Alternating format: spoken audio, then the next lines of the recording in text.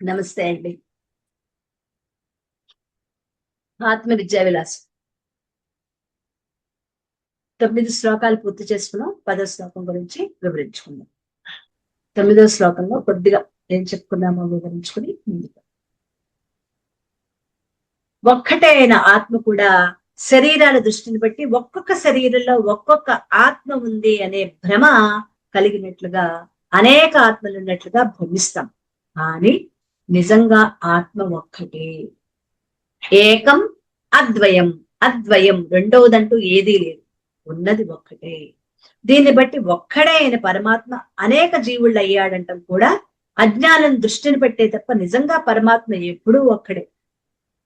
అది ఏకం అద్వయం. ఎన్ని జీవుళ్ళున్నా, అసలు జీవుళ్లే లేకపోయినా ఆ పరమాత్మలో ఏ విభాగము ఎప్పుడూ లేదు. చూసే వాళ్ళ దృష్టిలోనే ఈ అనేకత్వం అనేది ఉంది. నేను ఇక పుట్టిన దగ్గర నుంచి మరణించే వరకు జీవులలో కనపడే మార్పులు, వికారాలు, పెరుగుదల, నశింపు అన్నీ కూడా దేహాదుల మార్పులు, వికారాలు తప్ప పరమాత్మలో ఏ మార్పులు లేవు. నీటిలో సూర్యబింబం ప్రతిబింబించినప్పుడు నీరు అలలు అలలుగా కదులుతుంటే సూర్యబింబం కదులుతున్నట్లుగా వణుకుతున్నట్లుగా అనిపిస్తుంది. కానీ నిజంగా సూర్యబింబం అలా ఏ కదలిక లేకుండా ఉంటుంది. నీరు మాత్రమే కదులుతోంది అని మనకి తెలుస్తూ ఉంటుంది. అలాగే కదులుతూ ఉండే దేహేంద్రియాలలో ప్రతిబింబించిన చైతన్యం, ఆత్మ చైతన్యం దేహేంద్రియాల కదలికను బట్టి కదులుతున్నట్లుగా అనిపిస్తుంది, కానీ నిజంగా కదిలేదు కాదు, నిశ్చలంగా ఉంటుంది. కదులుతున్న బస్సులో నిశ్చలంగా కూర్చుని నిద్రపోతున్న నువ్వు కదులుతున్నట్లుగా అనిపిస్తుంది, కానీ నిజంగా కదిలేదు నువ్వా బస్సా? బస్సులో బస్సే కదులుతూ ఉంటుంది. అలాగే చైతన్యం కూడా కదులుతున్నట్లుగా ఉంది, కానీ కదిలేది చైతన్యం కాదు, ఉపాధులు అంటే దేహాలు. కదిలేది శరీరం, దేహం కదిలేది శరీరము, దేహం. ఆత్మ నిశ్చలంగా కదలకుండా ఉంటుంది. చైతన్యం కదిలేందుకు అవకాశం లేదు. దీన్ని బట్టి పరమాత్మ ఎప్పుడు ఏకమే, అనేకత్వం లేదు. అనేకంగా ఉన్నట్లు భ్రమలో నువ్వు చూసేవాడికి మాత్రమే ఉంది.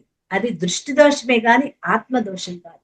అలాగే పుట్టటం, పెరగటం, మార్పు చెందటం, నశించటం ఇవన్నీ కూడా దేహాదుల వికారాలే కానీ ఆత్మకి చెందినవి కాదు. దేహము, ఇంద్రియాలు, మనస్సు, బుద్ధి వీటికి చెందినవే గాని ఆత్మకి చెందినవి. మరి భ్రమలో ఉన్న జీవుడి గతి ఏంటి? వాడి గతి ఎప్పటికీ ఇంతేనా? ఎవడు బంధాలను దుఃఖాలని వదిలించుకోగలడు? అంటే జీవుడు ఈ జగత్తును సృష్టించి ఉపాధులలో కూర్చుని తాను జీవుడై తన స్వరూపాన్ని మరిచిపోయి భ్రాంతిలో ఈ జనన మరణ సంసారంలో చిక్కి దుఃఖాలు పడుతున్నాడు. మరి అతడి గతి ఇంతేనా? తన స్వస్థితిని చేరుకుని ఆనంద సాగరుడుగా ఎప్పటికీ ఉండలేడా? ఎవరు అలా ఉండగలుగుతాడు? దానికి 10వ శ్లోకం చూద్దాం. ఇక్కడి నుంచి 3వ ప్రకరణం మొదలవుతుంది. అంటే మనం మన స్వస్థితిని చేరుకునే ప్రకరణం. ఈ 3వ ప్రకరణం ఏంటంటే మనం మన స్వస్థితిని చేరుకునే ప్రకరణం. ఏవం భవార్ణవ నిమజ్జన దుఃఖితేషు లోకేషు పూర్వజని సంచిత పుణ్య పుణ్యైః కశ్చిత్ విశుద్ధమతిరేచ్య గురుం కృతాబ్ధిం ప్రాహ ప్రణమ్య భవసాగర లంఘనేచ్చుః. ఏవం ఈ ప్రకారంగా భవార్ణవ నిమజ్జన సంసార సాగరంలో మురగటం వల్ల దుఃఖితేషు లోకేషు దుఃఖపడుతూ ఉన్న వారిలో కశ్చిత్ ఎక్కడో ఎవరో ఒకడు పూర్వజన సంజయ్ పూర్వంలో సంపాదించుకున్న పుణ్యం వల్ల విశుద్ధమతి శుద్ధ బుద్ధి కలవాడై కృపాబ్ధిం గురుం కరుణా సముద్రుడైన గురువును ఏత్య సమీపించి ప్రణమ్య నమస్కరించి భవసాగర లంఘన ఇచ్చు సంసార సాగరాన్ని దాటాలనే కోరిక కలవాడై ప్రాహ అడిగాడు. ఏమని? ఈ ప్రకారంగా సంసార సాగరంలో మునిగించే జీవులలో ఏ ఒక్కడో పూర్వజన్మ పుణ్యాల వల్ల శుద్ధమైన బుద్ధి కలవాడై సంసార సముద్రాన్ని దాటాలనే కోరికతో, అంటే జన్మరాహిత్యం కోసం కరుణా సముద్రుడైన గురువును సమీపించి నమస్కరించి ఇలా అడుగుతున్నాడు. పరమాత్మ దేహాలలో కూర్చుని తనను తాను మరిచిపోయి జీవుణ్ణనే భ్రమతో శరీర మనోబుద్ధులతో తాదాత్మ్యం చెంది కోరికలను తీర్చుకోవటానికి సంకల్పాలు చేసి వాటికి అనుగుణంగా కర్మలు చేసి ఆ కర్మ అనుభవాల కోసం ఆయా లోకాలకు వెళ్ళి తిరిగి వస్తూ వెళ్తూ అనేక జన్మలెత్తుతూ ఈ జనన మరణ సంసార చక్రంలో పరమాత్మ ఇరుక్కుపోయాడు. ఎందుకు? పరమాత్మ దేహాల్లో కూర్చుంటేనే ఇన్ని కష్టాలు వచ్చాయి కదా. తనని తాను మర్చిపోయాడు. జీవుండనే భ్రమతో ఈ దేహ మనోబుద్ధులతో తాదాత్మ్యం చెందుతూ కోరికలు తీర్చుకుంటూ సంకల్పాలు చేస్తున్నాడు. వాటికి అనుగుణంగా కర్మలు, కర్మ ఫలాలు, వాటి కోసం మళ్ళీ జన్మలు, మళ్ళీ వెళ్తున్నాడు, శరీరం వదులుతున్నాడు, మళ్ళీ జన్మ తెచ్చుకుంటున్నాడు, మళ్ళీ శరీరం వదులుతున్నాడు, జన్మ తెచ్చుకుంటున్నాడు. ఇలా సంసార చక్రంలో ఇరుక్కుపోతున్నాడు. పుట్టటం, పెరగటం, కర్మలు చేయటం, కర్మ ఫలాలు రావటం, వాటిని అనుభవించడానికి మళ్ళీ జన్మలెత్తడం. ఇలా సంసారంలో బంధించబడి పుడుతూ చస్తూ దుఃఖ సముద్రంలో భవసాగరం. అది ఈ భవసాగరం అంటే పుట్టుక మరణం, ఈ జనన మరణాలు అన్నమాట. ఇందులో మునిగిపోతున్నాడు. మరి దేనికి పరిష్కారం ఏమిటి? ఎప్పుడు తెలుసుకుంటాడు? నేను జీవుణ్ణి కాదు పరమాత్మని అని ఎప్పుడు తెలుసుకుంటాడు?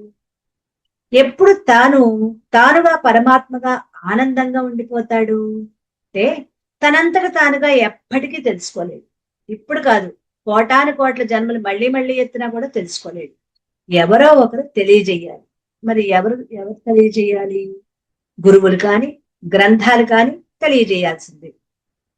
మరైతే ఆ గ్రంథాలు చదవాలని కాని గురువులని ఆశ్రయించాలని కాని అది ఎలా తెలుస్తుంది? ఎవరు చెప్తారు? ఇది మాత్రం పూర్వజన్మ సుకృతం ఉంటేనే తెలుస్తుంది. ఆ ఒక్కటి ఎప్పుడు తెలుస్తుంది? పూర్వజన్మ సుకృతం ఉంటేనే తెలుస్తుంది. తెలుసుకోవాలి అనే బుద్ధి తనలో ప్రేరణ కలుగజేస్తుంది. నిజంగా ప్రతి జీవుడిలోనూ పరమాత్మే గురు రూపంలో ఉంటాడు. ఇది చాలా చాలా ముఖ్యమైనది. ప్రతి జీవుడిలోనూ పరమాత్మే గురు రూపంలో ఉంటాడు. మనలో అందరిలో కూడా ఒక గురువు. ఆ గురువుని పట్టుకుంది ఎవరు అంటే సుభాష్ పత్రిజీ. ఆయన నీ శ్వాసే నీ గురువు అన్నారు. ప్రతి జీవుడిలోనూ గురువు ఉన్నారు. ప్రతి జీవుడిలోనూ పరమాత్మే గురు రూపంలో ఉంటాడు. అయితే ఆయనను కప్పి అనేక వాసనలు పొరలు పొరలుగా అడ్డుగా ఉంటాయి. అందువల్ల లోపల నుండి ఆయన ఎంత మొత్తుకున్నా జీవుడికి వినిపించదు, వినిపించుకోడు. ఆ వాసనల పొరలు కరిగిపోయినప్పుడు, పల్చబడిపోయినప్పుడు అప్పుడు మాత్రమే లోపలి గురువు యొక్క మాటలు ఇప్పుడు దాని మీద ఒక గదిలో లోపల పెట్టి తలుపు వేశారు. తలుపు వేసేసి బయట తాళం పెట్టేసి వెళ్ళిపోయారు. ఈ లోపల నుంచి ఎంత అరిచినా వినపడదు కదా. అలా లోపల ఈ గురువు లోపలే ఉన్నా కూడా నేనున్నాను అని ఆ గురువు ఎంత మనకి అరిచి పెట్టినా కూడా మన వాసనలు పొరలు ఒకదాని మీద ఒకటి జన్మలకి జన్మలు పొరలు పొరలుగా ఏర్పడి ఆ గురువు మాట మనకి వినిపించట్లా. ప్రతి జీవిలోనూ ఒక గురువు ఉన్నాడు. చాలా అద్భుతంగా ఉందండి. ఈ మాట చాలా కొత్తది కూడా. కొత్తగా అనిపించిందా? ప్రతి జీవిలోనూ గురువు ఉన్నాడు అని. అయితే ఆయన్ని కప్పి అనేక వాసనలు పొరలు అడ్డుగా ఉన్నాయి. అందువల్ల లోపల నుండి ఆయన ఎంత మొత్తుకున్నా జీవుడికి వినపడట్లేదు, వినిపించుకోడు. ఆ వాసనల పొరలు కరిగిపోయినప్పుడు, అవి పల్చనైనప్పుడు మాత్రమే లోపల గురువు యొక్క మాటలు వినిపిస్తాయి. మరి ఆ వాసనల పొరలు ఎప్పుడు కరుగుతాయి? కరిగేదెప్పుడు, పెరిగేదెప్పుడు, ఎందుకు కరుగుతాయి, ఎందుకు పెరుగుతాయి అంటే మానవుడు ఈ ప్రపంచంలోకి వచ్చిన తర్వాత అనేకమైన కర్మలు చేస్తున్నాడు. లోపల ఏవేవో కోరికలు ఉన్నాయి, చేరుకోవలసిన లక్ష్యాలుంటాయి. వాటి కోసం కర్మలు చేస్తూ ఉంటాడు. అలా కర్మలు చేసేటప్పుడు అతని యొక్క దృక్పథం ఎలా ఉంటుందో అంటే అతడి ఆలోచనలు ఎలా ఉంటాయో అనే దాన్ని బట్టి అతని వాసనలు చేరుకుంటాయి. అతని దృక్పథం అంటే ఆలోచన ఎలా ఉంటుందో దాన్ని బట్టి కొత్త వాసనలు చేరుకుంటాయి. ఇందులో పుణ్యవాసనలు, పాపవాసనలు అనే 2 రకాలు ఉంటాయి. అతని ఆలోచనలు, దృక్పథం తప్పైతే పరపీడన ఇతరులను బాధ పెట్టేవినట్లయితే పాపపు వాసనలు పేరుకుంటాయి. మరి వాటితో వాసనల తెరలు బాగా పెరిగి భగవంతుని చైతన్యం పూర్తిగా మరుగున పడిపోతుంది. అలా కాకుండా మంచి దృక్పథంతో చెప్పుకున్నది తప్పు రకమైన తప్పుడు ఆలోచనలు అంటే తప్పు రకమైన బాధ పెట్టే ఆలోచనలు ఉన్నప్పుడు ఆ పొరలు మందంగా కట్టి దాని మీద చైతన్యం పూర్తిగా మరుగున పడిపోతుంది. అలా కాకుండా మంచి దృక్పథంతో ఉన్నతమైన ఆలోచనతో ఉంటాం. అతడిలో పుణ్యవాసనలు పేరుకుంటాయి. అలా పుణ్యవాసనలు పేరుకున్న కొద్దీ పాపపు వాసనలు కరిగిపోయి వాసనల తెరలు శుద్ధమైపోతాయి. అందులోనే 2 రకాల వాసనలో పాపపు వాసనలు చేస్తే మందంగా పొరలు పొరలుగా తెరలు కట్టేస్తాయి. అదే శుద్ధమైన వాసనలైతే మంచి దృక్పథంతో ఉన్నతమైన ఆలోచనలతో ఉంటే అతడిలో పుణ్యవాసనలు పేరుకుంటాయి. అలా పుణ్యవాసనలు పెరిగే కొద్దీ పాప వాసనలు కరిగిపోయి వాసనల తెరలు శుద్ధమైపోతాయి. శుద్ధమైన అద్దంలా తయారవుతాయి. అప్పుడు లోపల ఉన్న పరమాత్మ చైతన్యం అప్పుడు చక్కగా వ్యక్తమవుతుంది. ఆ పరమాత్మ సాన్నిధ్యం, ఆయనలోని స్పర్శ బుద్ధిలో శుద్ధత్వాన్ని, సూక్ష్మత్వాన్ని కలుగజేస్తుంది. లోపల నుంచి ఎప్పుడైతే ఆ శుద్ధత్వం తేజస్సు బయటికి వస్తూ ఉంటుందో, ప్రకాశం బయటికి వస్తుందో, అప్పుడు బుద్ధిలో శుద్ధత్వాన్ని, సూక్ష్మత్వాన్ని కలుగజేస్తూ ఉంటుంది, బయటికి తెలుస్తూ ఉంటుంది. దాంతో అతడికి ప్రాపంచిక విషయాల పట్ల, సుఖాల పట్ల, భోగాల పట్ల అనాసక్తి అనేది ఉంటుంది. నాకు ఇవేమీ అక్కర్లేదు. చాలా సామాన్యమైన మనుషులు కూడా అంటూ ఉంటారు, నాకు వాటి పట్ల ఎటువంటి ఇష్టము లేదు, ఆసక్తి లేదు అంటూ ఉంటారు కదా. అంటే వాళ్ళలో ఏ వాసనల తెర ఎక్కువగా ఉంది? పుణ్యపు వాసనలు పాపపు వాసనలు కరిగిపోయి పుణ్యపు వాసనల తెర అక్కడ దానివల్ల ఏమవుతుందంటే కరిగిపోయినప్పుడు అప్పుడు లోపల శుద్ధ చైతన్యం దాని యొక్క వెలుగు బుద్ధి మీద పడి బుద్ధి అక్కడ శుద్ధమై ఆ సూక్ష్మత్వాన్ని కలుగజేస్తుంది. ఇంతవరకు అర్థమైందండి? మన లోపల ఉన్న పరమాత్మ ఎలా కప్పడిపోయాడు, ఎలా మళ్ళీ ఆ పొరలు ఎలా తొలగిపోతాయి అంటే చెడు ఆలోచనలు పెద్ద పెద్ద మందమైన పొరలుగా కట్టి ఉన్నాయి. అదే మంచి ఆలోచనలు, మంచి దృక్పథాలు పుణ్యపు వాసనలుగా వచ్చి ఆ పొరల్ని కరిగించే పాపపు పొరలు. అప్పుడు లోపల ఉన్న పరమాత్మ యొక్క చైతన్యం, ఆ సూక్ష్మత్వము, ఆ తేజస్సు, ఆ ప్రకాశత్వం బుద్ధిలో ఏర్పడి బుద్ధిని శుద్ధం చేసి సూక్ష్మత్వం అవుతుంది. సూక్ష్మత్వం అంటే చాలా పలుచగా అయిపోతుంది. దాంతో అతనికి ప్రాపంచక విషయాల పట్ల, సుఖాల పట్ల, భోగాల పట్ల అనాసక్తి, ఇష్టం లేకపోవటం అనేది ఏర్పడుతుంది. లోపల పరమాత్మను తెలుసుకోవాలని, దగ్గర కావాలని, ఆయనతో సాన్నిహిత్యం ద్వారా పొందే ఆనందాన్ని ఇంకా ఇంకా అనుభవించాలి అని తెలుస్తూ ఉంటుంది. అది అందరికీ కాదు, ఆ పొర పల్సన పడిపోయిన వాళ్ళకి మాత్రమే.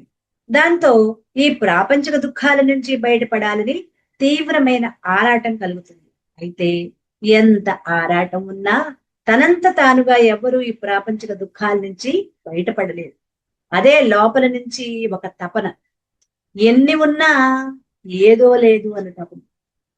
అన్నీ ఉన్నాయి, సుఖాలు, భోగాలు, మనం అనుకున్నవన్నీ అవుతున్నాయి, పిల్లలు, పెద్దలు అందరూ మన మాటే వేదంలాగా బాగా జరిగిపోతుంది. కానీ వాళ్ళలో ఏదో తక్కువైపోయింది. ఏమిటా తక్కువైపోయింది? వెలితి. నాకేదో వెలితి, ఇంకేదో కావాలనిపిస్తుంది. అదేమిటో తెలియటం. ఆ తెలియని తనం ఏంటది? శుద్ధమైంది. నాకు ఇవి కాదు కావలసింది, నాకేదో కావాలి, కావలసింది ఏదో నాకు తెలియటం లేదు అని తపన పడిపోతూ ఉంటారు చూడండి. అన్నీ ఉంటాయి వాళ్ళకి, కానీ ఏదో కావాలనే తపన ఉంటుంది కదా, వాళ్ళ గురించి అన్నమాట. ఇది 100కో 1 ఒకళ్ళు ఉంటారు తప్ప అందరికీ ఇటువంటి అనుభవం అనేది ఉండదు. ప్రాపంచిక ప్రాపంచిక దుఃఖాల నుంచి బయటపడలేదు, పరమాత్మను చేరుకుని ఆనందించలేదు తనకి తానుగా. పరమాత్మని చేరుకోవాలంటే అక్కడ మార్గం తెలియాలి. మార్గాన్ని చూపించేవాడు, ఆ మార్గాన్ని చూపించే వాళ్ళ కోసమే ఈ తపన. ఎవరా మార్గాన్ని చూపించేది? సద్గురువు. అలాంటి సద్గురువుకై అన్వేషణ ప్రారంభిస్తారు. మరి సద్గురువు ఎవరికి లభిస్తారు?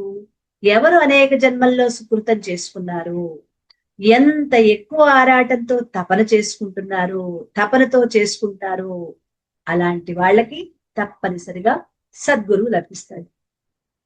అంటే మనందరం కూడా ఇటువంటి తపనతోనే కొన్ని జన్మలు గడిపాం. తపన ఏదో కావాలి, అంత బాగుండేది, కానీ నాకు ఇది కాదు, నాకేదో కావాలి, నాకేదో కావాలి. అది కొన్ని జన్మల తపస్సు. ఒక సద్గురువు లభించడం అనేది ఆ జన్మలోది కాదు. గతంలో కొన్ని జన్మలు మనం తప్పిస్తేనే ఒక సద్గురువు మనకి లభిస్తాడు. జీవుడు తాను చేసిన సత్కర్మలను బట్టి, అతడిలోని పుణ్యవాసనల తీవ్రతను బట్టి కొందరికి తొందరలోనే సద్గురువు దర్శనం లభిస్తుంది. కొందరికి స్వయంగా ఆ సద్గురువే తనకి ఎదురుకుండా వచ్చి నిలబడింది తన గురువే అని కూడా తను తెలుసుకోలేడు. అంత చక్కగా గురువే తనంతటి తానే ఎదురవుతాడు. అంతగా సత్కర్మలు చెయ్యలేని వాళ్ళకి సద్గురువు ఎదురుకుండా ఉన్నా గుర్తించలేదు. తనింటి పక్కనే, తన పక్కనే ఒక సద్గురువు ఉన్నా కూడా ఆ గురువు దగ్గరికి ఎంతో మంది వస్తూ వెళ్తూ ఉంటారు. ఆ గురువు దగ్గరికి ఎంతో మంది వస్తూ వెళ్తూ ఉంటే వాళ్ళు చెప్పిన చెప్పులు, వాడు విడిచిన చెప్పులు గాని, వాళ్ళు తెచ్చుకున్న వాహనాలు గాని, చిచ్చిచ్చి వీళ్ళింటికి బోళ్ళ మంది వస్తారు, ఇంకా పని పాట లేదు, తెల్లారి చూస్తే పొద్దుగుగితే వీళ్ళింటికి ఎప్పుడూ ఎవరో ఒకళ్ళు వస్తూ పోతుంటారు, విసుక్కుంటూ ఉంటారు ఆ చుట్టుపక్కల వాళ్ళు. ఎందువల్ల? ఆ పక్కనున్నది సద్గురువు అని తెలియకపోవటం వల్ల. మరి అతను మానవుడే కదా, అతని లోపల కూడా గురు రూపంలో పరమాత్మ ఉన్నాడు కదా, మరి ఎందుకు అతను తెలుసుకోలేకపోయాడు? తపన లేదు, గత జన్మలో లేదు, ఈ జన్మలో కూడా లేదు. ఎదురుకుండా గురువు లభించినా కూడా, పక్కనే ఉన్నా కూడా, ఎంతకీ సామాన్యమైన లౌకిక విషయాలు, పిల్లి మీద ఎలా చెప్పి మాటలు, వాళ్ళ గురించి వీళ్ళ గురించి మాటలు, అవసరమైతే దెబ్బలాడే మాటలే తప్ప ఆ గురువుతో కూడా సక్రమంగా ప్రవర్తించదు. ఆ గురువు పట్ల వాళ్ళకి ఇంత పిసరు కూడా గౌరవం అనేది ఉండదు. గౌరవమా? ఒక మనిషిగానే చూడదు. ఎందుకంటే గురువుకి పెద్ద పెద్ద సౌఖ్యాలు ఏవి ఉండవు, చాలా సామాన్యంగా జీవిస్తారు.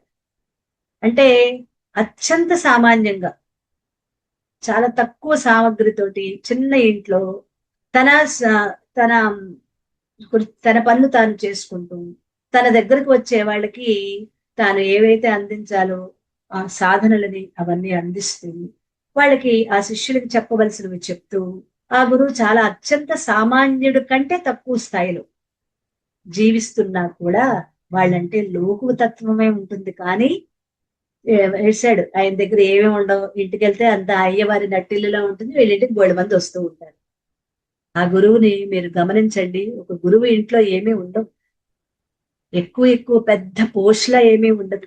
సద్గురువు సంగతి చెప్తున్నా, చాలా సామాన్యుల కంటే ఇంకా తక్కువ స్థాయిలోనే ఉంటారు. ఏదో అత్యంత ముఖ్యమైన వస్తువులు మాత్రమే ఉంటాయి ఇంట్లో. అంతకుమించి వాళ్ళకి అవసరాలు కూడా ఏమీ అక్కర్లేదు, అవసరం లేదు. సోఫాలు, కుర్చీలు, పెద్ద పెద్ద షాండలియర్స్, పెద్ద పెద్ద ఇళ్ళు అలా ఏమీ ఉండవు. అత్యంత చిన్న కుటీరాలలో, కుటుంబాలలో. ఎందుకంటే వాటి అవసరం వాటికి మాకు లేదంటారు. మాకు కావలసినవి సుఖాలు కాదు, మాకు వాటి మీద ఏమాత్రం ఇంట్రెస్ట్ లేదు, నా దగ్గరికి వచ్చే వాళ్ళకి నేను జ్ఞానాన్ని అందించాలి. ఇది ఆ గురువు యొక్క తపన అన్నమాట. అందుకే పక్కనే ఉన్నా కూడా ఆ సద్గురువుని కూడా గుర్తించలేదు. సద్గురువుని ఎదురుగా ఉన్నా గుర్తించరు, ఆశ్రయించరు.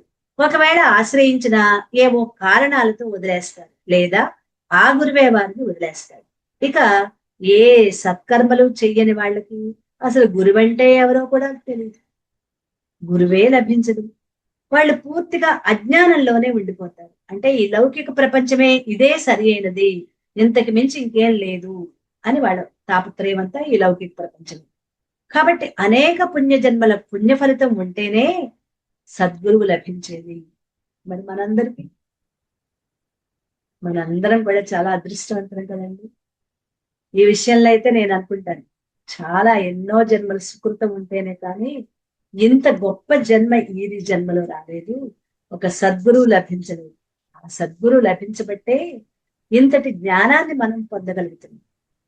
చాలా మంది చెప్తారు, కానీ మన స్థాయికి దిగి మళ్ళీ మళ్ళీ మళ్ళీ మన్ని గుర్తు చేస్తూ, నువ్వు ఇది జారిపోకు, నా వేలు పట్టుకో, ఎక్కడికి అటు ఇటు దిక్కులు చూడకు, నా వెంటరా అని చెప్పే గురువులు మాత్రం ఎక్కడో 100కి కాదు, 1,000,000కి ఒకళ్ళు ఉంటారు. అటువంటి అద్భుతమైన గురువే మనకు లభించిన గురువు. నిజమైన శిష్యుడు గురువు చెప్పింది చెప్పినట్లు మాట్లాడకుండా ఆచరిస్తాడు. గురువు మంచి మాటలు చెప్తాడు. సద్గురువు ఏం చెప్తాడు? నువ్వు పరమాత్మవే అని చెప్తాడు. సామాన్య గురువులు, మన గురుగీతలు చదువుకుంటే గురువుల్లో రకాలు ఉంటాయి. గురువు చెప్పేది ఏం చెప్తాడు? ఎన్నో మంచి మాటలు చెప్తాడు గురువులు. కానీ సద్గురువో నువ్వు పరమాత్మవి అని చెప్తాడు. అలా ఎవరైతే నువ్వు పరమాత్మవి అని చెప్తారో వాళ్ళు మనకి సరియైన మార్గం చూపించే సద్గురువులు. అలా నిజమైన శిష్యులు కూడా సద్గురువు చెప్పింది చెప్పినట్లుగా మాట్లాడకుండా చరిస్తారు. మరి ఆ సద్గురు ఎలాంటి వాడై ఉండాలి? కృపాబ్ధిం గురుం. కృపాబ్ధిం అంటే కరుణా సముద్రుడు కావాలి. అంటే ఎందుకు కరుణా సముద్రుడు అవ్వాలి? శిష్యులు అజ్ఞానంలో ఉంటారు, అనేక తప్పులు చేస్తూ ఉంటారు, పొరపాట్లు చేస్తూ ఉంటారు. కొందరికి గురువు యొక్క విలువ తెలియదు, కొందరికి గౌరవించటం చేత కాదు, కొందరు గురువుని తనతో సమానంగా మానవ మాత్రుడుగానే భావిస్తారు. ఏదో గ్రంథాలలో ఉన్న విషయాలు చదివి చెప్పే టీచర్ గా భావిస్తారు. కొందరు తమ దృష్టిని పెట్టి జీతం ఇస్తున్నాం అనే భావనలో ఉంటారు. ఏవో డబ్బులు ఇస్తున్నాం కదా మాత్రం చెప్పడా అన్నట్లుంటారు. అయితే శిష్యులు ఎలాంటి పొరపాట్లు చేసినా, తప్పులు చేసినా వాటిని పట్టించుకోకుండా వాళ్ళకి సరియైన జ్ఞానాన్ని బోధించి వారి లోటుపాట్లను సరిచేసి సహనం కలిగిన వాడై ఉంటాడు సద్గురు. శిష్యుల ఉన్నతికై తాను వారి పట్ల కరుణ కలిగి ఉంటాడు. అలాంటి కృపాబ్ధిం, అలాంటి గురువే శ్రోత్రియుడు, బ్రహ్మనిష్ఠుడు అయి ఉండాలి. ముండకోపనిషత్తులో చెప్తుందన్నమాట. శ్రోత్రియుడు బ్రహ్మనిష్ఠుడు అయి ఉండాలి. ఆయనకు సరైన జ్ఞానం లేకపోతే శిష్యులకి యొక్క అజ్ఞానం కలగదు. అందుకు గురువుకి శృతుల యొక్క జ్ఞానం ఉంటుంది. గురువు పట్ల, వేదాంత వాక్యాల పట్ల శ్రద్ధ, విశ్వాసం శిష్యులందరికీ ఉండాలి. శ్రోత్రియుడు అంటే ఉపనిషత్తుల యొక్క జ్ఞానం తెలిసినవాడు. మరి బ్రహ్మనిష్ఠుడు అంటే తెలిసిన జ్ఞానం ఆచరించి చూపించేవాడు. కరుణా సముద్రుడు అంటే శిష్యులను అర్థం చేసుకునేటట్లుగా, వాళ్ళు అర్థం చేసుకునేటట్లుగా వివరించి చెప్పేవాడు. ఆయన సద్గురువు. గు అంటే అజ్ఞానం, రు అంటే తొలగించేవాడు. ఇలా అజ్ఞానాన్ని తొలగించే గురువుని ఎలా సమీపించాలి? ఇంతటి అద్భుతమైన గురువు దగ్గరికి మనం వెళ్ళాలి? ప్రణమ్య. గురువుని శిష్యుడు ఎలా సమీపించాలి, ఎలా గౌరవించాలి అనే దానికి గుర్తుగా ఇక్కడ ప్రణమ్య అంటున్నారు. ప్రణమ్య అంటే నమస్కరించడం. ఎలా నమస్కరించాలి గురువుకి? నమస్కరించేటప్పుడు ఎలా ఆర్తి ఉండాలి, ఎలాంటి భావన ఉండాలి, గురువుని ఎలా చేరుకోవాలో మనకి మామూలు భగవద్గీతలో 4వ అధ్యాయం చూడండి, 34వ శ్లోకం మనకి అయిపోయింది. తద్విద్ధి ప్రణిపాతేన పరిప్రశ్నేన సేవయా ఉపదేక్ష్యంతి తే జ్ఞానం జ్ఞానినస్తత్వదర్శినః. ఉందా శ్లోకం? అలా నిజంగా గురువుని ఎలా నమస్కరించాలో ఎవ్వరూ చెప్పనవసరం లేదు. ఇప్పుడు గురువుకి సంపూర్ణ శరణాగతుడైనప్పుడు, అంటే గురువుని చూడగానే తన లోపల ఉప్పొంగిపోతున్న ఆనందాన్ని కలిగినప్పుడు అప్పుడు ఎవరు చెప్పక్కల ఎలా నమస్కరించాలి. గురువుకి సంపూర్ణ శరణాగతుడైనప్పుడు, నన్ను ఉద్ధరించటానికి దిగివచ్చిన సాక్షాత్ పరబ్రహ్మే నా గురువు, నీట ముంచిన పాలముంచిన నీదే భారం, నీవే తప్పని తప్పరం వెలుగను అని మనస్సులో దృఢమైన భావన ఉంటే నీ నమస్కారం ఎలా ఉండాలో అలా ఉంటుంది. అంటే అది నీ లోపల నుంచి రావాలి, ఆ నమస్కారం ఎలా చెయ్యాలి అన్నది. అలాంటి భావన లేనప్పుడు ఏదో మొక్కుబడిగా అందరితో పాటు 2 చేతులు దగ్గర కలిపి నమస్కారం చేస్తారు. చెయ్యకపోతే బాగుండదేమో అని అలవాటుగా నమస్కారం చేస్తారు. గురువుకి ఎలా నమస్కారం చెయ్యాలో గురుగీతలో చెప్తున్నారు. గురుగీతలో శ్లోకం అన్నమాట. పురసా శిరసా చైవ మనసా వచసా ధృసా పద్మ్యాం కరాభ్యాం కర్ణాభ్యాం ప్రణమోష్టాంగ ఉచ్యతే. వక్షస్థలం 8 అవయవాలతో చేసేదే నమస్కారం. వక్షస్థలం హృదయం, శిరస్సు, మనస్సు, మాట, చూపు, కాళ్ళు, చేతులు, చెవులు, ఈ 8 అంగాలతో, 8 అవయవాలతో చేసేది అష్టాంగ నమస్కారం. సాగిల పట్టం కాదు. ఏవేంటి 8 అంగాలు? వక్షస్థలం అంటే హృదయం, శిరస్సు, మనస్సు, మాట, చూపు, కాళ్ళు, చేతులు, చెవులు. అందుకే తల పాద సాగిల సాష్టాంగ నమస్కారం చేసినప్పుడు ఈ చెవి పాదాలు తగలాలి. ఈ చెవి కూడా తల ఇటు ఇటు కూడా తిప్పుతారు. ముందు కుడివైపు, తర్వాత తిగి అలా తిప్పి నమస్కారం చేస్తారు. ఇలా 8 అవయవాలతో చేసేది అష్టాంగ నమస్కారం. గురువుకి నమస్కరించడంలో పై 8ంటిని వినియోగించాలి. హృదయపూర్వకంగా మనస్సులో పైన చెప్పిన భావం ఏంటది? అదే నీలో మాటగా, అదే నీవే చెవులతో వింటున్నట్లుగా ఉండాలి. ఇక కాళ్ళు, చేతులు, శిరస్సు ఎలాగూ ఉపయోగిస్తాం. పాదాల నుండి చూపు పైకి అలా ప్రసరించాలి. నమస్కారం చేసిన తర్వాత పాదాల నుంచి కింద నుంచి పై వరకు గురువుని అలా చూసి మన చూపు ప్రసరించాలి. అది ఈ నమస్కారంలోని విశేషం. ప్రాహ ఇలా అష్టాంగ నమస్కారం చేస్తే అదొక్కటే సరిపోదు. తన బాధని, తనలోని తపనని, బాధ అంటే నాకు ఇంట్లో కుటుంబంలో నాకు డబ్బులేవండి, మా ఇంట్లో వాళ్ళందరూ విసుకుంటున్నారు, నేను ఎక్కడికి వెళ్ళినా నాకేమో అపజయమే కలుగుతోంది, ఇవి కాదు. మన కుటుంబంలోనూ మనకి జరిగే ఇలాంటి వాటిని తన బాధ అది కాదు. తనలోని తపన తెలిపి తమకు కావలసిందేంటో అడగాలి. నాకు ఈ సాధనలు చేయలేకపోతున్నా, నాకు తెలియటంలా, నన్ను మీరే అనుగ్రహించాలి అని సంపూర్ణ శరణాగతి గురువుకి అందించేయాలి. అలా అడగటం తెలుసుకోవటం కోసం అడగాలి. పరీక్షించడానికో బోల్తా కొట్టించడానికో అడగకూడదు.